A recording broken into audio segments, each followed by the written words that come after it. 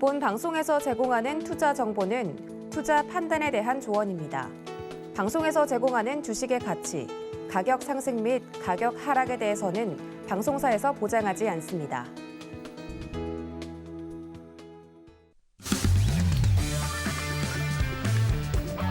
안녕하세요. 해외 시장 소식을 가장 빠르게 만나보는 시간, 해외 선물 신세계 리턴즈의 손자입니다.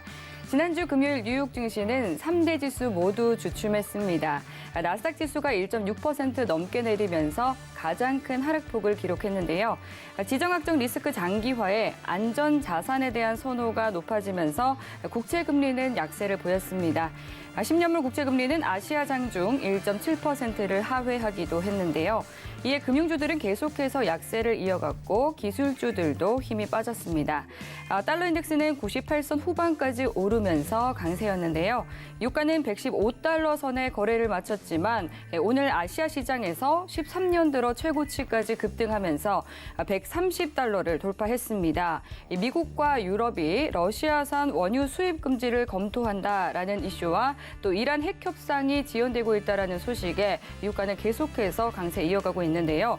WTI는 지난주 26%, 또 브렌트유는 20%가량 상승했습니다. 골드는 상징적 의미를 가진 2,000달러 선에 올라섰고 또 팔라듐이 역대 최고점까지 치솟는 등 원자재 시장의 급등에 글로벌 증시가 요동치고 있는 상황인데요. 유럽 시장은 우크라이나 사태 공포에 짓눌리면서 3%에서 4%대 하락 마감했고 또 지금 현재도 마이너스권에서 거래 이어가고 있습니다. 아시아 증시도 오늘 2%에서 3%대 미끄러지면서 일제히 큰 폭으로 떨어졌습니다. 그리고 또 더 많은 정보를 알고 싶으신 분들을 위해서 신세계 리턴즈에서 주말 무료 특강 준비했습니다. 성경 마스터가 일요일 밤 9시 30분에 지난주에 이어서 5일선과 21선 기법에 대해서 3탄 강의를 준비해 주셨고요. 또 골드도치 마스터는 일요일 오후 1시에 달러와 유가의 상관관계에 대한 특강을 해주실 예정입니다. 참여 원하시는 분들은 샵 0082번으로 문자 보내주시면 되겠습니다. 그리고 해외 선물과 관련한 궁금한 사항들은 노란톡 통해서 질문 보내주시면 되겠습니다. 샵 0082번으로 신세계라고 세 글자 적어서 문자 보내주시거나 QR코드 스캔하시면 들어오실 수 있는데요. 노란톡으로 보내주신 질문들은 방송 중에 실시간으로 내용 흐름에 맞춰서 다뤄드리니까요. 1시간 동안 끝까지 함께 하시면서 궁금한 사항들 남겨주시면 되겠습니다. 네, 그럼 본격적으로 해외 선물 신세계 리턴즈 시작합니다.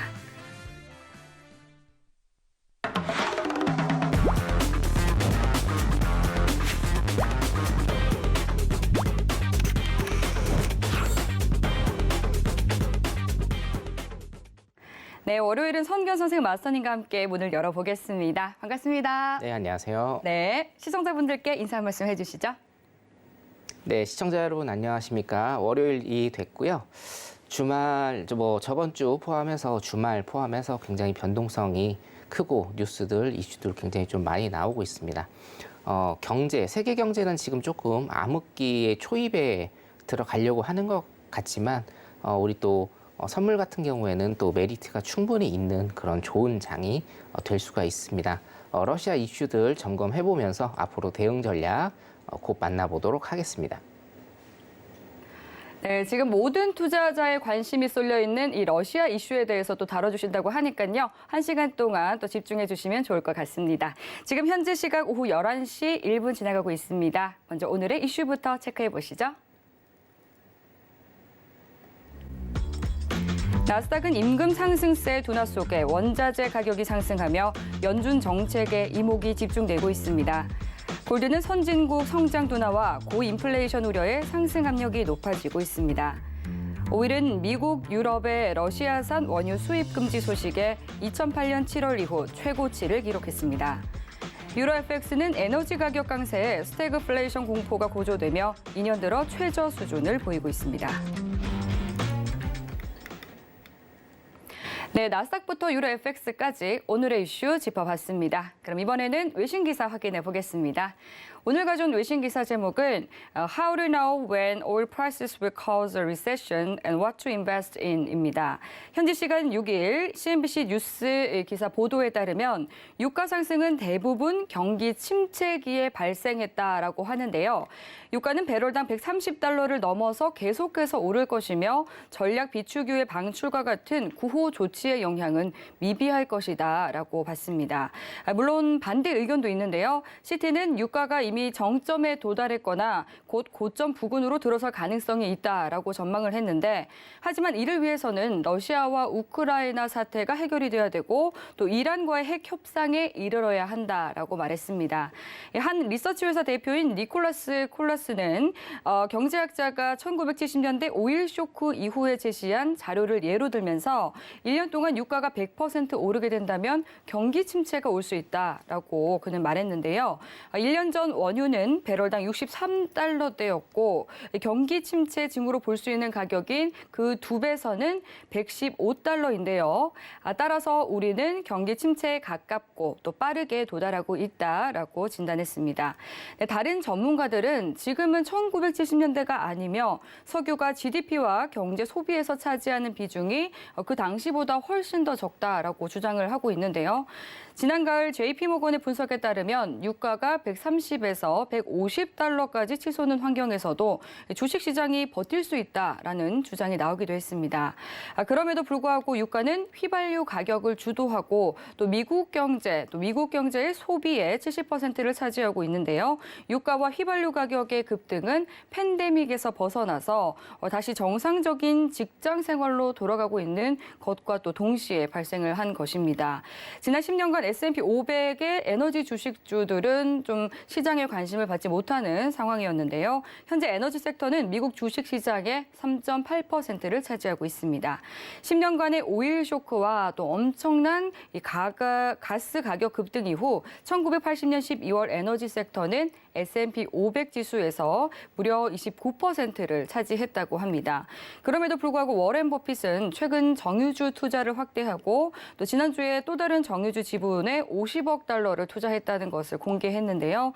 콜러스는 현재 유가가 경기 침체의 원인이 된다고 하더라도 대표 에너지주는 여전히 매수 관점으로 봐야 한다고 봤습니다.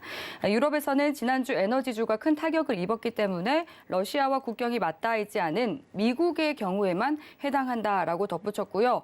또한 이 130달러를 최고치로 본다라면서 절대 고점까지 욕심을 지나치게 가져가지는 말라고 경고를 했습니다. 네, 이런 내용의 기사를 가져와 봤는데 또 보니까 오늘 골드만삭스는 전문가가 또 이번 전쟁이 역사상 최악의 원자재 교란을 불러올 수도 있다라는 발언을 내놓기도 했습니다. 그럼 보다 자세한 시장 이야기 맞선님과 함께 나눠보도록 하겠습니다.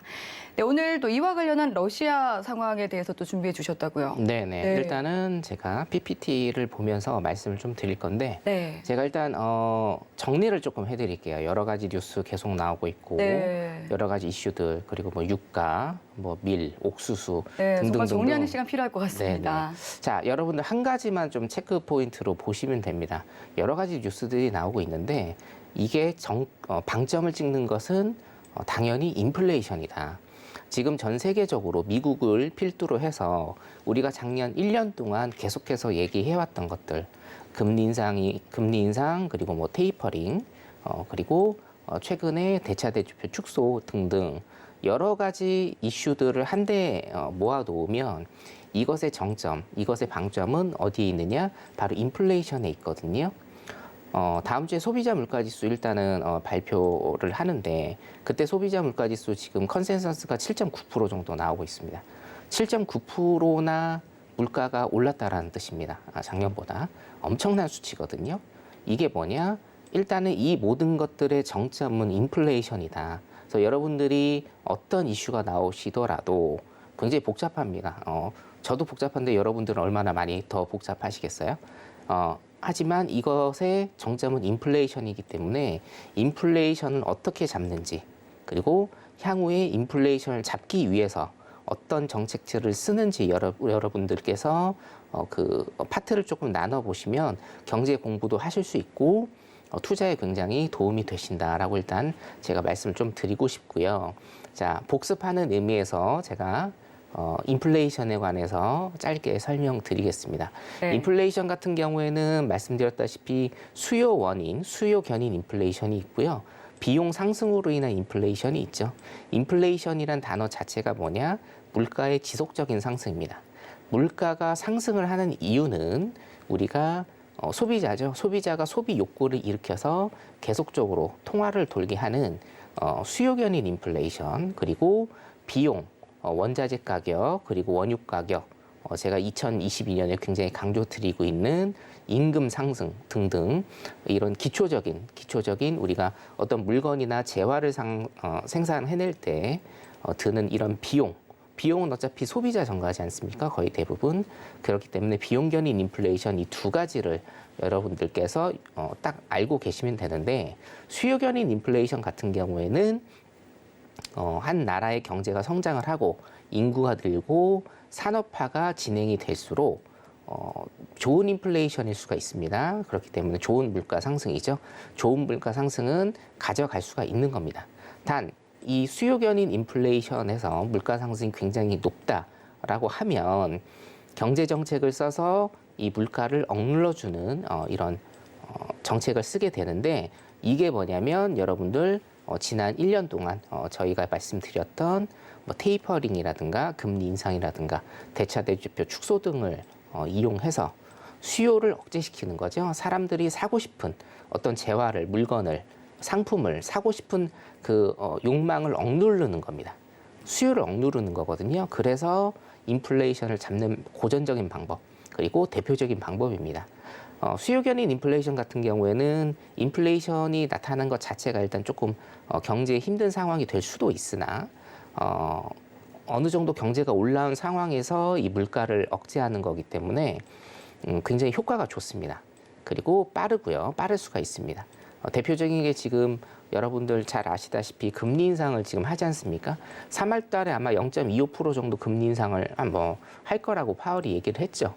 그로 인해서 시장에 뿌려진 이 통화량을 다 흡수를 하는 겁니다. 그래서 수요 견인 인플레이션 같은 경우에는 잡기가 조금 수월하다, 그나마. 근데 제가 계속적으로 지금 몇 달간 말씀드렸지만 비용 견인 인플레이션 같은 경우는 잡기가 굉장히 힘들어요. 근데 지금 비용 견인 인플레이션이 계속적으로 나타나고 있다.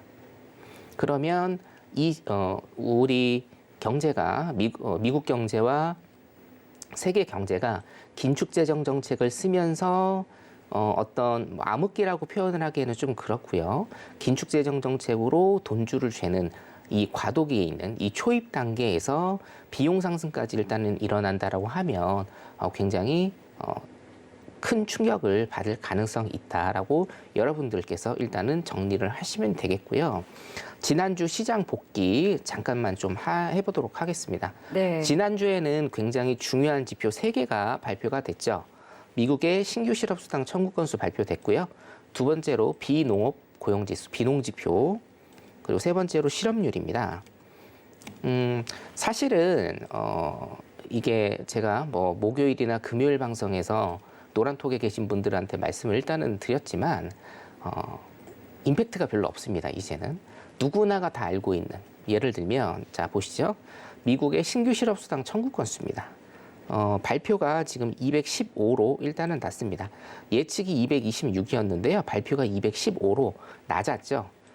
실업수당을 청구한 사람들을 226으로 일단은 봤는데 22만 6천입니다. 21만 5천 밖에 신규 실업수당을 청구를 안 했다. 그만큼 실업자 수가 감소를 했다라고 우리가 해석을 할 수 있습니다. 미국 같은 경우에는 누차 말씀드렸다시피 내가 일을 하고 싶다라고 하면 어디에 가서든지 일을 할 수가 있습니다.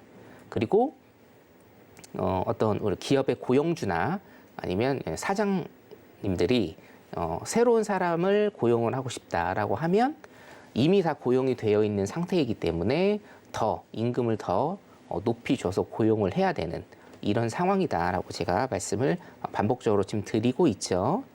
그래서 신규 실업수당 청구 건수 일단은 낮게 나왔고요. 자, 비농지수입니다. 비농업 부분 고용지수입니다.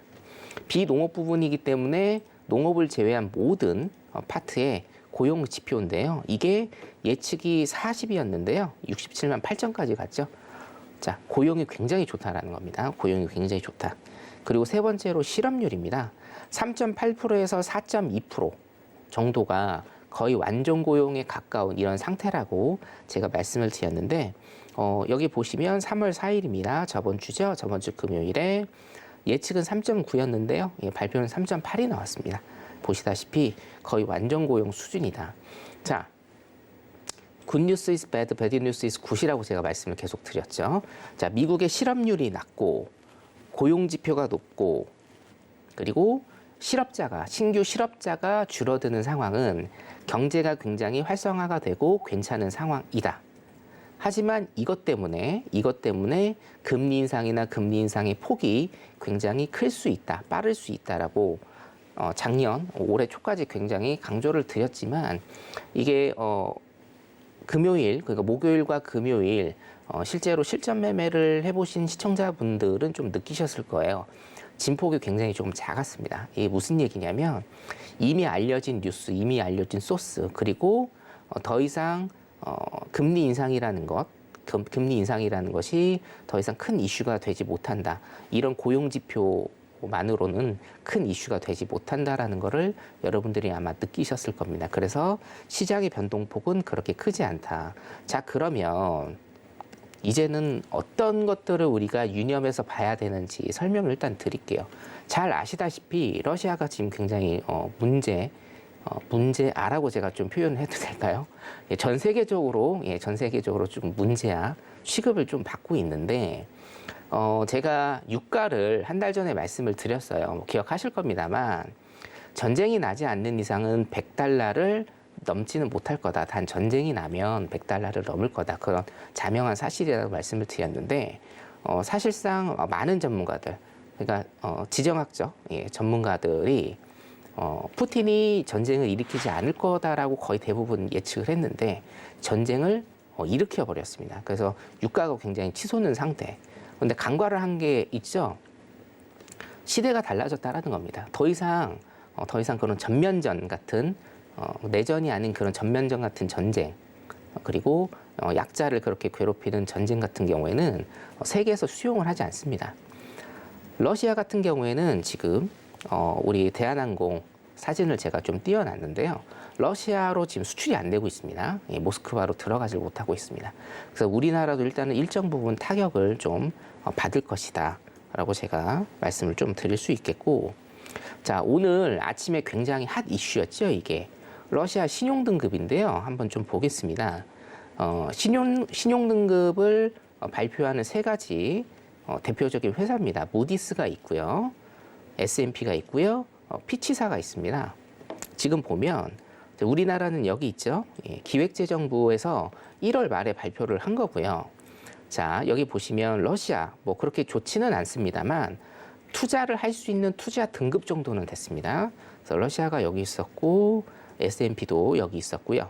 그리고 피치도 일단은 투자 등급 중에 상위 레벨은 아니지만 투자를 할 수 있는, 투자를 권유를 할 수 있는 이런 레벨 정도로는 파악을 했었는데, 자, 오늘 일단 신용 등급이 떨어질 것이다라고 일단 오피셜로 발표가 됐죠.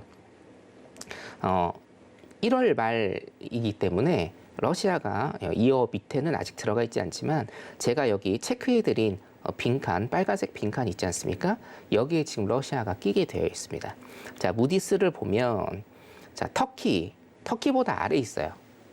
터키 같은 경우에는 여러분들 아시다시피 제가 한번 말씀을 드린 적이 있죠. 누텔라 초코 크림 설명드리면서 말씀을 드린 적이 있는데, 터키 같은 경우에는 지금 인플레이션이 너무 높고요. 경제 정책을 잘못 써서 국가 부도 위기에 있는 곳입니다. 그것보다 더 아래에 있습니다. 캄보디아, 이집트보다 더 아래에 있는 그런 상황.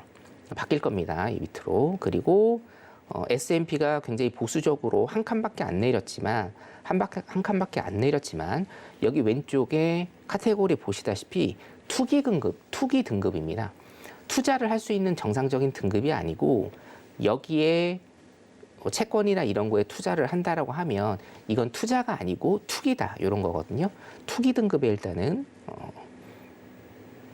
속해 있는 이런 모습. 그리고 피치사가 가장 많이 떨어뜨렸는데요.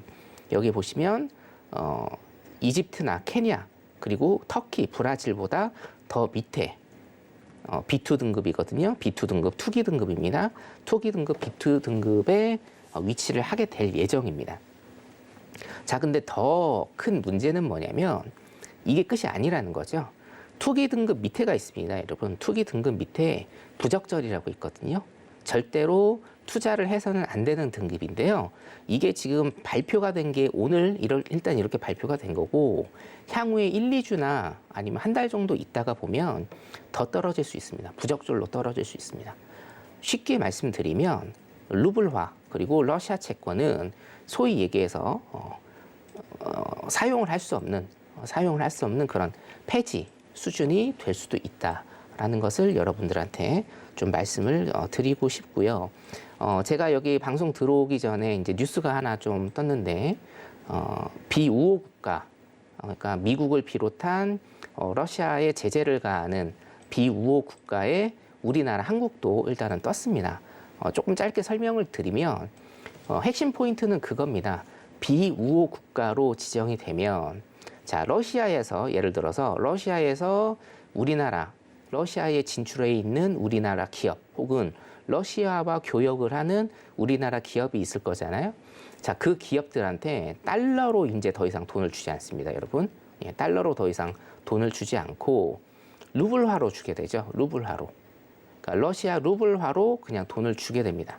자, 그게 무슨 문제냐면 이 뉴스는 제가 들어오기 직전에 좀 뜬 뉴스인데요.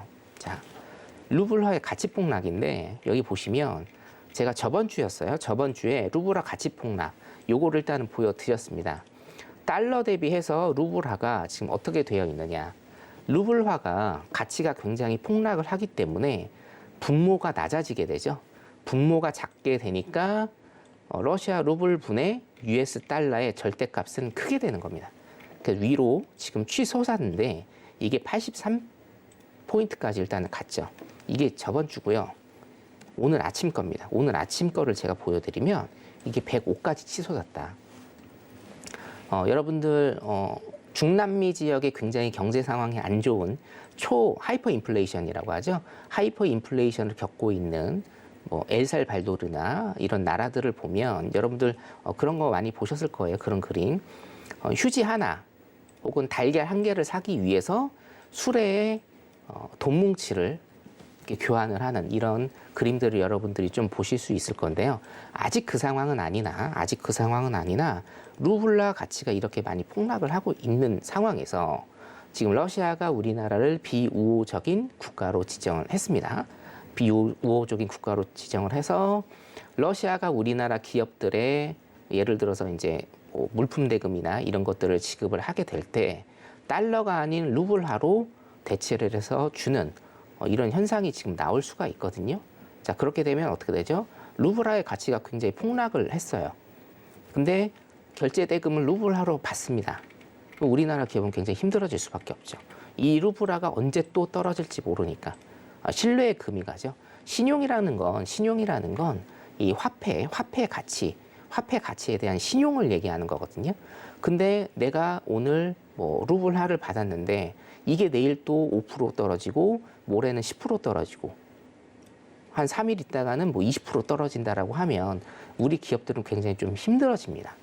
따라서 이것도 여러분들 체크를 좀 하셔야 될 것 같습니다.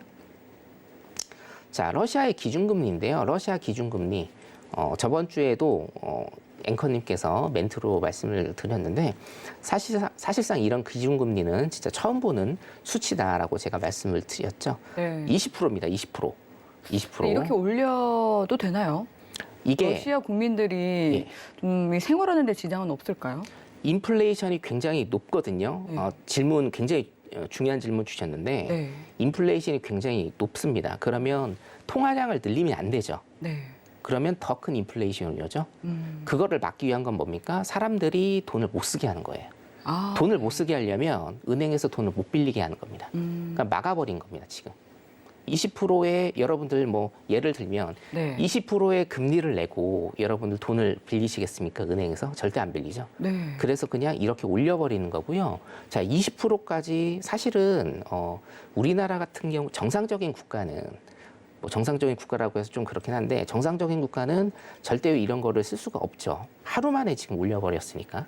하루 만에 9%에서 20% 정도로 올렸는데 이런 경우는 뭐 저도 사실은 한 20년 정도 봤지만 처음 보는 이런 현상이고 아예 돈을 못 쓰게 하는 겁니다. 그러니까 러시아가 지금 얼마나 다급한 상황이고 경제적으로 위급한 상황인지 여실히 보여주는 이런 루블화의 가치 폭락 그리고 금리 인상이라고 일단은 볼 수가 있고 지금 러시아 같은 경우에도 반전의 그런 시위가 지금 계속되고 있는데 하루에 25조를 쓰죠. 25조 원의 전쟁 비용을 씁니다. 그렇기 때문에 이게 언제까지 러시아가 버틸 수 있을지 여기도 일단은 좀 주목을 해 보셔야 될 것 같고요. 러시아가 사실은 세계 각국의 원자재, 원유, 그리고 농산물, 특히나 농산물 같은 경우에도 전 세계 시장의 20% 정도를 일단은 차지를 하고 있기 때문에 지금 제가 아까 타이틀을 러시아 파산하나 디폴트라고 하죠.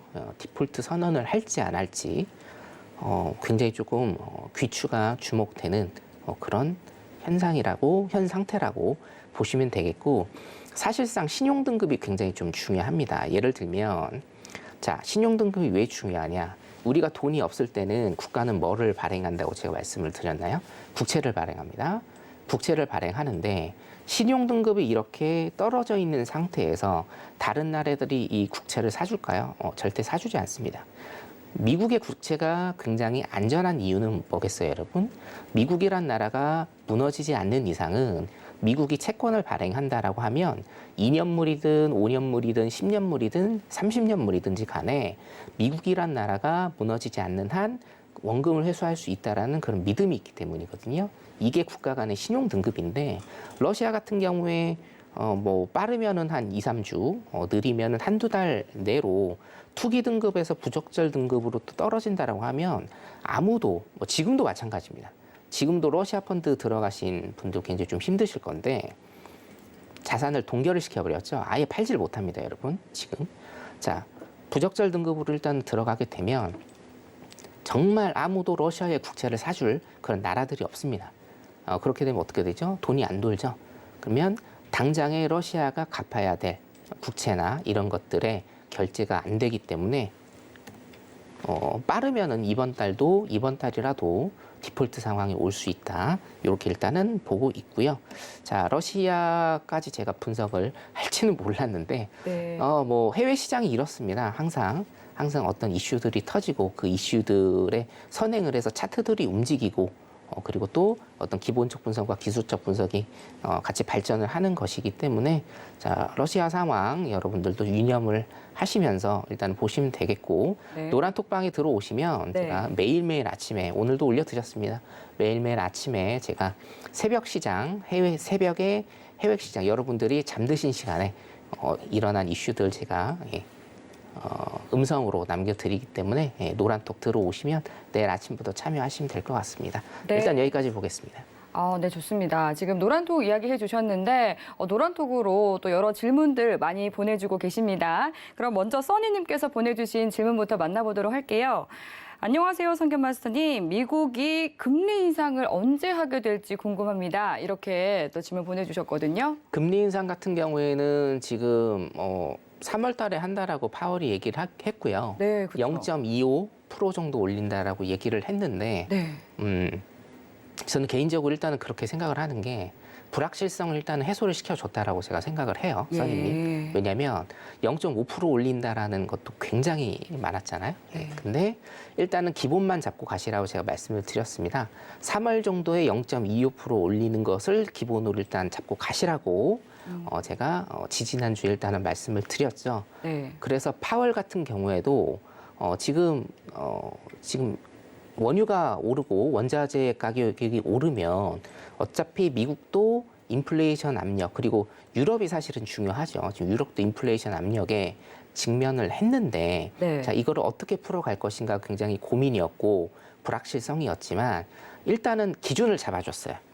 인플레이션 때문에 금리를 안 올릴 수는 없습니다. 네. 뭐 어떤 뉴스를 보면 어떤 뉴스들을 분석을 해보면 올리기가 쉽지 않을 것이다. 그리고 시간을 뒤로 당길 것이다라고 얘기를 하지만 미국의 인플레이션 소비자 물가지수 지금 7.9% 컨센서스 나오지 않습니까?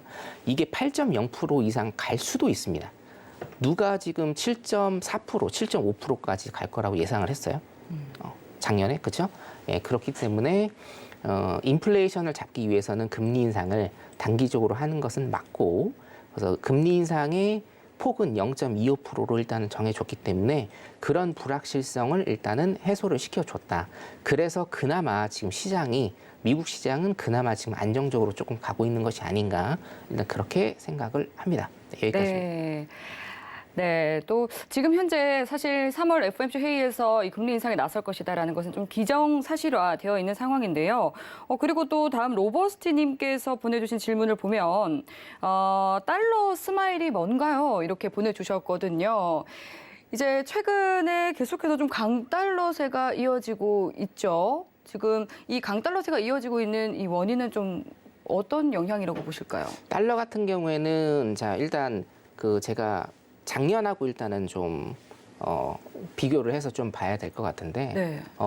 미국 같은 경우에는요. 미국 같은 경우에 지금 미국의 채권하고 이 달러가 연결이 돼 있죠. 미국의 채권의 수요가 높아지면 높아질수록 달러 강세를 일단은 띠게 되는데 네. 자 지금 보시면 우리 10년물 국채금리도 지금 조금 낮아지고 있는 상황. 그러니까 10년물 국채, 미국에 대한 10년물 국채에 대한 수요가 지금 높아지고 있는 상황이죠. 불확실성이 굉장히 크기 때문에 전쟁으로 인한 불확실성이 굉장히 크기 때문에 자 그렇기 때문에 앞으로 만약에 이게 사실은 앞전에서 제가 말씀을 좀 드릴까 말까 일단 했는데 군사적인 얘기라 지금 지금 보면 러시아하고 우크라이나 사태가 장기전이 될 가능성이 굉장히 높다라고 일단은 그렇게 보고 있는 것 같습니다. 자 이유는 뭐냐면 우리 이제 시가전이라고 하죠. 예, 군사적으로 시가전을 러시아가 못하기 때문에 지금 좀 장기적으로 가고 있는 게 아닌가. 장기적으로 간다라고 하는 것은 뭡니까? 불확실성이 그만큼 굉장히 커진다. 불확실성이 굉장히 커지면 채권 시장으로 수요가 몰릴 수밖에 없고 채권 시장에서의 1등이 누구죠? 예, 미국 국채일 수밖에 없고요. 네. 그러면 미국 국채에 대한 수요가 높아지기 때문에 강달러 기조는 미국 국채를 사기 위해서 우리가 달러로 환산을 해야 되지 않습니까? 그럼 달러에 대한 수요가 높아지기 때문에 강달러의 기조는 계속적으로 늘 것이라고 이렇게 보고 있습니다. 여기까지입니다. 네, 그러니까 이제 달러 스마일 같은 경우는 지금 강달러세가 이어지고 있는 그 현상을 좀 뜻한다라고 보면 되겠네요. 네네. 네, 좋습니다. 달러 스마일에 대해서도 답변을 드렸고요. 계속해서 노란톡 통해서 여러분들의 궁금한 점들 질문 받고 있으니까요. 노란톡 들어오시면 되겠습니다. 샵 0082번으로 신세계 세 글자 적어서 문자 보내주시면 저희가 참여 가능한 링크 보내드리도록 하겠습니다. 네, 또 지금 현재 오후 11시 30분 뉴욕 증시가 개장을 했습니다. 먼저 개장 상황 살펴보고 오겠습니다.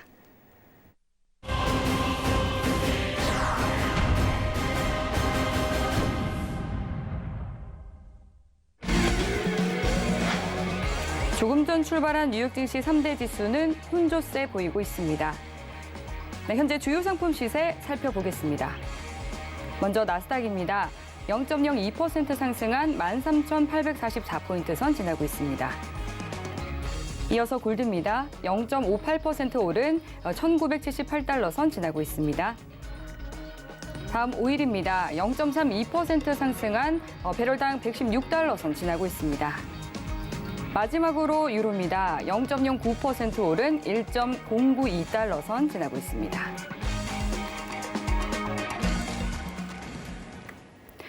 네, 개장 상황 살펴보고 왔습니다. 조금 전 확인한 이 주요 상품들 모두 상승세 보여지고 있는데요. 그럼 먼저 나스닥은 현재 구간에서 어떤 전략 가져가 보면 좋을지 또 대응 전략 맞선님과 함께 확인해 보도록 하겠습니다. 사실 이제 선물 시장에서 조금 전까지만 해도 계속해서 좀 마이너스권에서 거래를 이어가다가 개장을 함과 동시에 또 플러스권으로 전환하는 모습이었는데요. 오늘 어떤 전략 세워주실지 팻말 들어보겠습니다. 하나, 둘, 셋. 건방 들어주셨습니다. 네, 참 어려운 장인데 네. 차트를 좀 잠깐 보도록 하겠습니다. 네, 좋습니다. 자, 일단은 투자의 맥을 좀 매매의 맥을 제가 좀 짚어드리면 여러분 일단 롱 포지션을 가시는 거는 좀 지양을 하셔야 된다. 롱 포지션으로는 지양하시고요. 예. 숏으로 일단은 좀 보시는 거를 제가 좀 권해드리겠습니다. 이유는 뭐냐면 불확실성이 너무 큽니다. 지금 불확실성이 너무 커서 숏 포지션으로 일단은 단기적으로 대응하시는 거를 여러분들한테 좀 말씀을 드리고요. 일봉 차트를 잠깐 보게 되면 자 제가 기술적으로 일단은 좀 말씀을 드릴게요. 어차피 기본적 분석이라는 것은 나올 것들은 조금 지금 계속적으로 나오고 있고 지금 전쟁이 났고 거기에 어떤 이슈들이 계속적으로 나오고 있는 이런 기본적 분석의 한 카테고리이기 때문에 기술적 분석을 일단 좀 해드리면 자 여기서 보시면 데드크로스 나온 다음에 여기에서 데드크로스를 못 찍었죠. 그래서 자 여기에서 죄송합니다. 여기서 골든 크로스를 못 찍었죠. 데드크로스가 또 나온다라고 하면 제가 이 봉에서 말씀을 드린 게 전저점입니다. 이 전저점을 깨는 하락이 나올 수 있다라고 일단은 말씀을 드렸고 자 여기에서 보시면 21선을 맞고 일봉상 21선을 맞고 또 다시 하락을 하는 이런 모습을 일단은 보게 됩니다. 자 시나리오는 두 가지로 일단은 좀 설명을 드릴게요.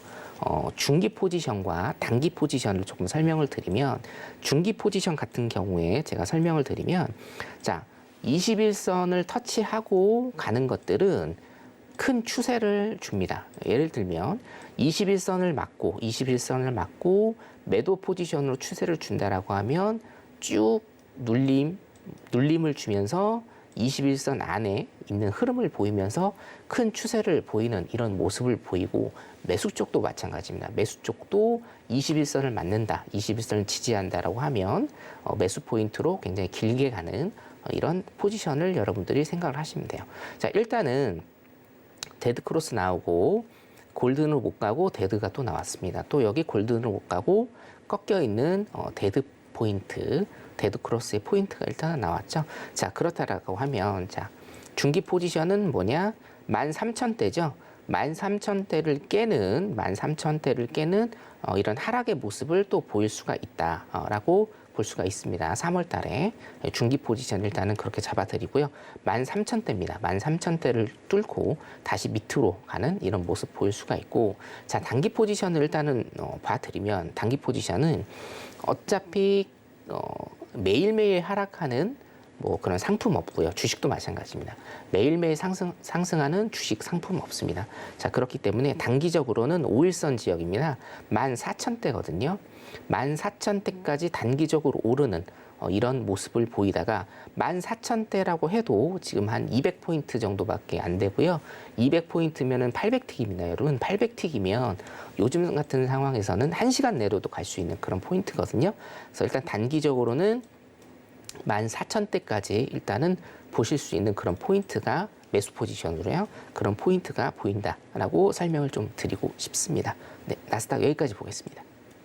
네, 지금 현재 시장이 시시각각 굉장히 좀 출렁이고 있기 때문에 짧게 대응해 봐야 된다 말씀을 주셨습니다. 이번 주에도 또 중요 이벤트 예정되어 있죠. 목요일 10일에는 미국 2월 CPI 발표 있고요. 또 ECB 통화정책회의도 예정되어 있는 상황인데요.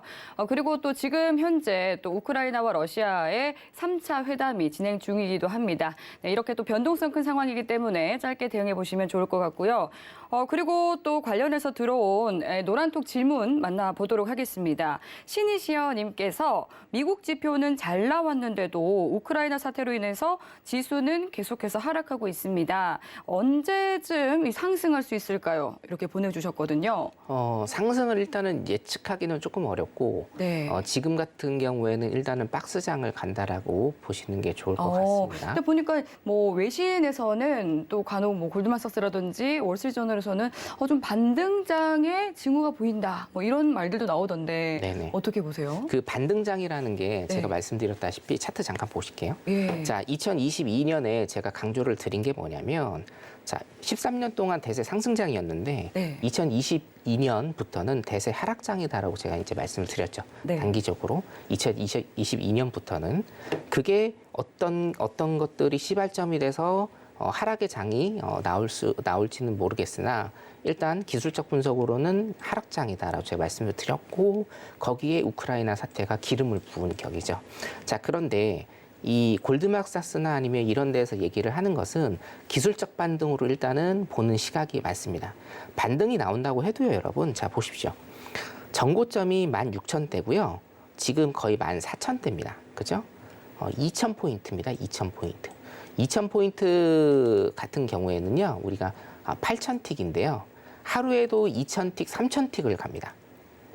추세가 만약에 굉장히 세게 나온다라고 하면 하루에도 2,000틱, 3,000틱, 4,000틱까지 가기 때문에 자, 8,000틱밖에 안 된다라고 하는 것은 일주일이면 도달을 할 수 있는 이런 틱수라고 보시면 돼요, 여러분. 예. 전고점까지요. 굉장히 세게 나온다라고 하면 일주일 안에도 예를 들어서 우크라이나하고 러시아하고 당장 전쟁을 그만둔다라는 이런 뉴스가 발표된다라고 하면 일주일 열흘 해도 갈 수 있는 틱수입니다. 이 갈 수 있는 면적이란 얘기죠. 예. 자, 그렇기 때문에 우리가 골드만삭스나 이런 데서 얘기하는 상승은 제가 분석하기로는 기술적 반등에 의한 상승이다라고 보시면 되고 제가 그때 기술적 반등으로 말씀드린 포인트가 여기거든요. 15,000 초반대입니다. 15,000 초반대까지 갈 수 있는 포인트는 돼요. 그렇죠? 자, 일단 5일선과 21선을 뚫는다라고 하면 이것만 해도 14,000 중반대까지는 갑니다. 여기 일목까지요. 일목까지 만약에 간다라고 해도 이게 14,800포인트입니다, 여러분. 예. 이 정도 일단은 기술적 분석으로 본다라고 하면 이것도 반등의 여지는 있으나 지금 대세 하락장에서의 포인트를 본다라고 하면 우리나라 시장도 마찬가지고 미국 시장도 마찬가지고 앞으로 최소한 1, 2분기 안에는 박스장으로 갈 가능성이 농후하다라고 일단은 그렇게 제가 분석을 좀 해드리고 싶습니다. 그래서 상반기죠. 한 6월 달까지는 박스장으로 간다라고 일단 그렇게 보입니다. 여기까지입니다. 네, 지금 전거래일 미 증시 그리고 유럽 증시가 하락 마감하면서 또 오늘 아시아 시장 전반적으로 좀 하락폭이 깊었는데요. 이 부분과 관련해서 좀 국내 선물 그리고 국내 시장 흐름도 짚어주시면 좋을 것 같습니다. 네네, 여러분들 굉장히 관심 있어 하시는 국내 선물입니다. 그렇죠, 중요하죠. 오늘 사실 굉장히 달러랑 골드 잠깐만 볼게요. 한 1분만. 네. 제가 새벽 시장 분석해서 오전에 올려드리는데 오늘 좀 늦었어요. 이유가 뭐냐면 예. 제가 이거를 만들어 놓고 이제 녹화를 뜨려고 하는데 갑자기 올라 버렸습니다. 오일하고 골드가 폭등을 했거든요. 폭등을. 자, 여기 보시면은 갭이 없습니다. 이게 지금 밑꼬리가 만들어진 게 지금 만들어진 거고요. 130포인트를 그냥 넘어섰습니다. 8시에. 그리고 골드도 사실은 마찬가지예요. 골드도 이 2,000포인트 가는 데까지 얼마 걸리지 않았습니다. 아침 한 9시, 9시경에 1997.7포인트 제가 정확히 기억하거든요. 1997포인트를 그냥 한 방에 일단은 갔습니다. 변동성이 굉장히 큰 장세인데 제가 말씀드린 포인트가 일단은 있죠. 여기 보시면 박스장 후에 큰 하락 그리고 박스장 후에 큰 하락을 보일 가능성이 많고 이 박스장 같은 경우에는 6월 달까지 일단은 갈 가능성이 많다라고 일단은 제가 말씀을 드렸는데 자, 그 포인트를 제가 1차 포인트는 360에서 380포인트를 정해 드렸는데 오늘 사실은 저도 좀 깜짝 놀랐거든요. 좀 빠릅니다. 하락의 기운이 조금 빠릅니다. 지금 여기 보시면 오늘 저가를 보시면 350포인트거든요. 350포인트입니다. 제가 기술적 차트 분석을 해드릴 때 박스장이 나올 것이다. 처음에 말씀드린 포인트가 어디였냐면 350에서 380포인트였는데 여기에서 작년 10월부터 올해 1월까지 약 만 4개월 동안 20포인트 내외에서 일단 움직였기 때문에 이것도 360에서 380포인트 정도의 박스장을 6월 달까지 그릴 가능성이 굉장히 높다라고 제가 말씀을 드린 부분. 그리고 폭을 조금 더 본다라고 하면 350에서 380포인트라고 일단은 제가 말씀을 드렸죠. 하락의 폭은 굉장히 깊습니다. 하락의 폭은 굉장히 깊고 여기에서 여러분들이 포인트를 잡으셔야 될 건 뭐냐. 자, 제가 처음에 1월 달에 말씀드린 그 포인트를 일단 잡으셔야 됩니다. 이제는 350에서 380포인트입니다. 360이 아니고요. 350에서 380포인트의 박스장 6월까지 포인트를 일단은 좀 잡으시고 이게 지금 보면 자, 나스닥장을 일단 좀 보면 나스닥장은 일단은 일봉상 양봉이 조금 보이고 있습니다. 자, 그러면 이게 만약에 조금이라도 양봉을 보인다라고 하면 우리나라 시장이 뭐 내일 양봉으로 끝날지 종가가 음봉으로 끝날지는 모르겠으나 하여튼 350포인트 저가죠. 350.50포인트를 깨지 않을 겁니다. 그러면 350에서 380포인트를 안정적으로 박스장으로 가는 이런 모습이 또 나올 수가 있어요. 요게 첫 번째 포인트. 두 번째 포인트는 뭐냐면 어떤 이유에서든지 저가를 347포인트를 깬다라고 하면 이때 또 시나리오가 다시 쓰여진다라고 일단은 보시면 되겠고요. 국내 선물이나 코스피나 어차피 똑같습니다만 제가 계속적으로 말씀드리죠. 어차피 여러분 이 방송이나 교육 같은 경우에는 반복이 중요한데 여러분들도 아실 겁니다. 올라갈 모멘텀이 지금 없습니다. 올라갈 모멘텀이 전혀 없고요. 러시아 관련해서 우리 삼성전자하고 현대자동차 지금 굉장히 조금 뭐 주식 상황이기 때문에 제가 말씀은 안 드렸지만 삼성전자와 현대자동차 지금 굉장히 어려워질 가능성이 좀 있거든요. 네. 올라갈 모멘텀이 전혀 없기 때문에 여러분들 하방 포지션 일단은 염두를 해두시고 350포인트를 지키는지 일단 그거에 유념을 하시고요. 만약에 깬다라고 하면 제가 바로 또 포인트 다시 잡아드리도록 하겠습니다. 일단 1차적으로는 350에서 380포인트 유효합니다. 여기까지입니다. 네, 지금 현재 또 시장에 깔린 이슈들이 굉장히 많다 보니까 어느덧 또 마칠 시간이 다가왔는데요. 마치기에 앞서서 마스터님께 한 말씀 들어보도록 하겠습니다. 시청자분들께 좀 이 투자 팁 좀 챙겨주시죠. 네. 물론 이제 이 방송을 보시는 분들 중에서 굉장히 많으신 분들이 주식을 하시거나 아니면 주식하고 연계해서 똑같이 이렇게 하실 건데요. 항상 시장은 우리한테 기회를 주고 그 기회는 공부하고 준비하시는 분들만이 당연히 잡으실 수 있습니다. 네. 주식만 하시는 분들도 투자의 폭 그리고 이 어떤 안목의 폭을 넓히기 위해서는 해외 시장 꼭 정복을 하셔야 되고 해외 시장의 지표가 되는 것은 선물입니다, 여러분. 국내 코스피 시장도 국내 선물을 아셔야 코스피 시장에 대한 해안이 띄어지는 것이기 때문에 여러분들 해외 시장 일단은 정복하시면 굉장히 큰 해안을 가지실 수 있을 거라고 제가 확신합니다. 같이 노란톡 들어오셔서 공부하시면 될 것 같습니다. 네, 내일 뵙도록 하겠습니다. 네.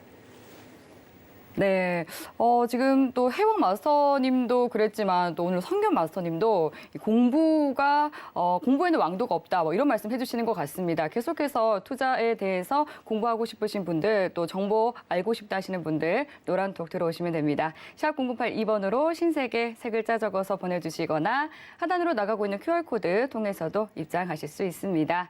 네, 참고로 본 방송에서 제공하는 정보는 투자 판단에 대한 조언일 뿐 해당 상품의 가치나 수익률을 보장하지 않습니다. 서울경제TV는 자본시장 통합법을 준수합니다. 1:1 투자 상담과 유사쇼신 행위 등 모든 불법 사항을 엄중히 금지합니다. 네, 오늘 저희가 준비한 내용은 여기까지입니다. 오늘도 함께해 주신 여러분 고맙습니다.